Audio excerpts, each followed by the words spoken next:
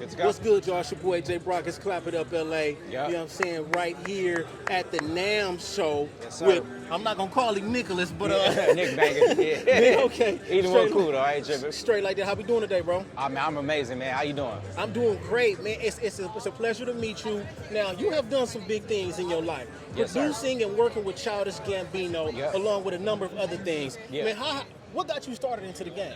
Man, to be honest, man, moved to the Valley for a little bit. I'm from LA originally, Inglewood. Okay, did you go to Inglewood High? Me and my boy, actually, man, I was moving around a little bit after that. But all Inglewood schools up into that, like La Tierra Middle School. Yeah. And then my dad had me moving around, so I was in Long Beach 1 year, Valley 2 years. Okay. Came back to Gardena, Yeah. and that was kind of when I really took it serious and started doing more with it. Okay. But, met a homie out there, and he kind of introduced me to that whole production style. Okay. I knew I could do it. Got started with Fruity Loops, and I kind of been just getting better with that. Yeah. And started meeting more people. Yeah. When I came back to LA, it's kind of when everything started changing. Yeah. Because like fresh out of high school, I met Joe Moses. I had a cousin that took me over there, and this is like right when he first got out, man. Yeah. So first studio session with bro, I just went over there to meet him. Yeah. I'm in the building with like him and like Ty Dolla $ign. Yeah. And the rest was history because I was working with bro for a minute. But Yeah. that was kind of like where I took off, How was that feeling to be in the studio with Joe Moses and Ty Dolla $ign? Like, what were some of the things that you noticed about them and their work ethic as to why you understand why they're successful? Yeah, man. Honestly, like I already heard about Ty a little bit, but I ain't never put a face on, bro. I met him, Joe Moses. I was just getting introduced to, but they first track that they had was "Go Bitch." Yeah. So when I heard that, I'm like, oh yeah, this is a good ass track. You know what I'm saying? So from there, I pulled up with a beat CD, which my cousin had me come bring through. Okay. And immediately within like 5 to 10 minutes, I played the beats. We in there with a couple cats from like Blue Division at the time. Yeah. And from there, they heard like 18 tracks full of beats. Yeah.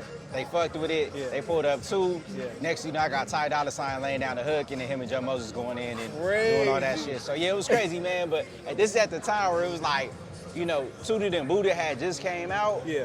But he wasn't signed with Def Jam yet. Okay. So where they didn't like remix it, and then put it out. Yeah. But Was that was there any definitely one of my- nerves? Was there any nerves? Like, dang, I hope they like my stuff. Or, you know, say anything like that? A little bit, because Yeah. you always want people to fuck with the tracks. yeah, for but sure. I feel pretty confident. Yeah. But it was like I really didn't know fully who I was working with. This was like we all getting established at this Yeah. point, Yeah. So, but Okay. yeah, definitely a little nervous because you always want to play your shit. Facts. And you don't want no one to be like, oh, this nigga weak. Yeah. So, so it was good to see everybody reacting like, yo, this nigga got some shit. Okay, cool. Now, what is it like connecting with Childish Gambino and to be a part of that movement? What was that like? How did that even come about? Man, it was definitely great, really good experience, man. So I actually knew his manager, Famu Dorji, for at least like a couple years, and I think he was just A&R'ing at that point. Yeah. So me and him always had a really good relationship. I want to say maybe a year and a half after meeting him, we ended up, connected with Donald Glover. Okay. And I think they started working on because of the internet from there. So that was like around the first time I met him. Yeah. They did like this event for the release on like Revolt TV. So they had this little crib in the casino. Pulled up there, got to meet him, which led to other things too. But first time working with him wasn't maybe about 2 years after I met him. I just kind of never tried to press any issues. I'm like, you popping. I feel like I kind of do more if I could get to the tracks. Yeah. Randomly, man, my cousin actually introduced me to him. I think we was getting ready to go to Lock and Key. Yeah. Pulled up on him one day, just got done making beats before I was getting ready to go out. I'm running into his manager as he's leaving because he had my cousin crib, chopping it up with him like, yo, bro, what you working on, man? He like, oh, man, we doing like a Gangsta Girls mixtape plus like another part where we singing. And then he was like, man, actually, we need some shit for that. So that was like the first opportunity. Yeah. And I'm like, you know what? I'm going to send you something tonight. Yeah. Go to Lock and Key, come back. That same beat I started that day, finish that shit up. And I'm like, hey, man, there's no way this nigga's not fucking with it. Send it back to him. But, they told me like the project was pretty much done. So it was 50-50. Wasn't too for sure if I was going to get on it. Randomly fam called me up like 3 weeks later. He like, hey, man, what you on? I'm like, man, shit, chilling. At that point, I was working. He like, yo, man, he's like, yo, give me a second. Let me know when you get in the car. Get in the car. Next thing you know, he just like, yeah, hold on 1 second. Nigga play the track in the background. I'm hearing my beat with Childish Gambino flowing over it. And that was pretty much the rest was history. Yeah, hey, that's a beautiful thing. Now, Yeah. you got to speak on what is okay when you usually get in the studio and make your beats. How many beats are you getting up in there doing? And I mean, we got to talk more about Fruity Loops. Yeah. See, I remember I made a beat when I was a little kid on Fruity Loops. Yeah. But how helpful was Fruity Loops for you and into where you are today? Man, it was amazing because at this point, you know what I'm saying, just trying to get your feet started, the fact that you're able to go download a demo, there's pros and cons because you can't save your beats in a certain way. Oh, that's to whack. where you could go back and edit it. Yeah. So you almost had to like make sure that motherfucker was done before, you know, actually saying, okay, I can't go back and edit it. Yeah. So you have to make sure that you was actually getting the beat done. Yeah. So that was the only downside of it, but I got to learn so much. And I just think the sequencing with the drums and everything was where I really fell in love with it. But yeah, from there, man, you know, I always been an FL guy. I messed with other, you know, DAWs before too. But I'm just most comfortable with that because I feel like, you know, sequence, drum-wise, and then the effects that you could do on there, you know, it's amazing. So, what would you recommend to any up-and-coming producer? Like, what were some of the things that you would advise? You know, or some of the lessons that you learned. What are some of the things that you would advise?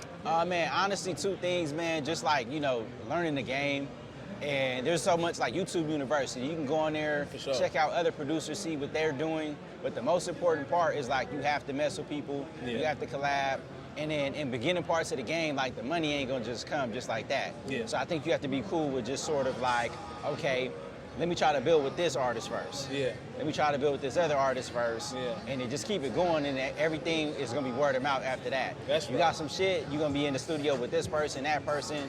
And if you develop that relationship with this person, it's eventually gonna lead to more things. Next thing you know, you got a whole network and pool of people. But most important is not worrying about the bread at first, is just trying to get out there and, you know, make the most of that. That's right, straight like that. Now let me ask you this. Look at Crystal, the DJ back there, acting up. All right, so last but not least, when you think about everything you've been through in life, what do you clap it up for where you stand today and everything you've overcame? Man, to be honest, like, I was on a whole 3-year hiatus where I was just like, man, I ain't gonna just do this and make music no more.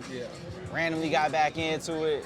And I feel like that's been one of the best decisions in my life because I had learned so much about a lot of things and just operating through the game, navigating it. I've been meeting some great people, and I feel like everything's been kind of going and taking off for me from there. So, you know, really thankful about that.